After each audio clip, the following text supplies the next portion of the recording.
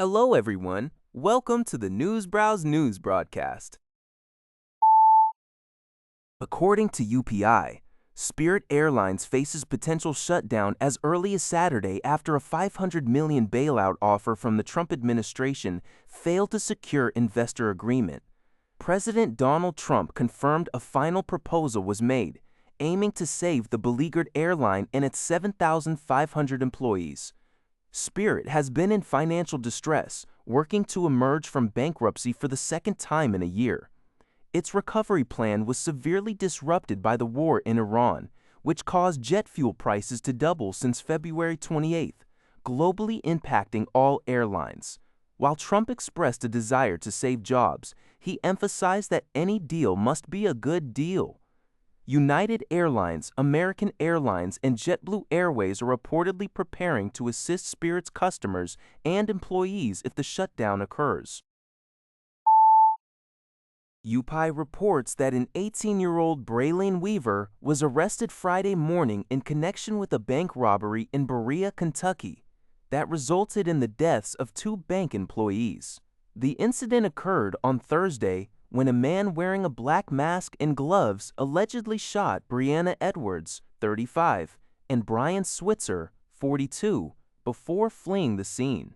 Weaver was later involved in a high-speed car chase from Somerset to Lexington, reaching speeds of 130 miles per hour before crashing his silver BMW and attempting to flee on foot. A gun was found in the crashed vehicle. Weaver now faces multiple federal charges, including armed bank robbery, discharge of a firearm in a crime of violence, and causing death with a firearm during the incident, which could lead to life imprisonment or the death penalty if convicted. Global News reports that Essa Suleiman, 45, appeared in a London court on Friday, charged with the attempted murder of two Jewish men, Shloim Rand, 34, and Moshe Shine, 76. The attack occurred in Golders Green, an area with a significant Jewish population. Prosecutors stated that both victims were identifiable as Orthodox Jews by their attire.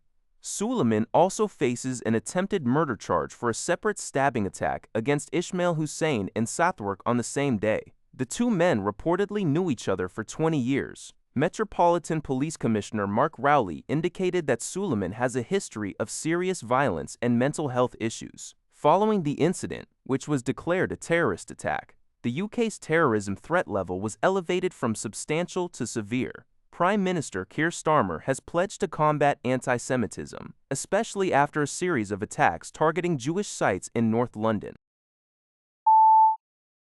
A shocking incident occurred in Jerusalem on April 28th, where a nun walking near Mount Zion was violently attacked. Video footage shows a man running up to the nun, pushing her to the ground, and then repeatedly kicking her in the head as she lay on the curb. Bystanders intervened to stop the assault. The victim, identified as a researcher at the French School of Biblical and Archaeological Research, sustained head and facial injuries. The attacker, a 36-year-old man, was later identified and arrested by Israeli police on suspicion of assault motivated by racism. Authorities are investigating all potential motives. This attack is reportedly part of a growing concern over an increase in assaults targeting Christian individuals in the area. Metro.gov UK reported on the incident, highlighting the violent nature of the assault and the ongoing investigation. NBC News reports that the Pentagon has finalized an agreement with Google, allowing the Defense Department to deploy Google's powerful Gemini AI systems on classified networks. This development aligns with similar recent deals struck with other leading AI companies like OpenAI and xAI. Defense Secretary Pete Hegseth has championed the integration of AI, aiming to transform the military into an AI-first warfighting force.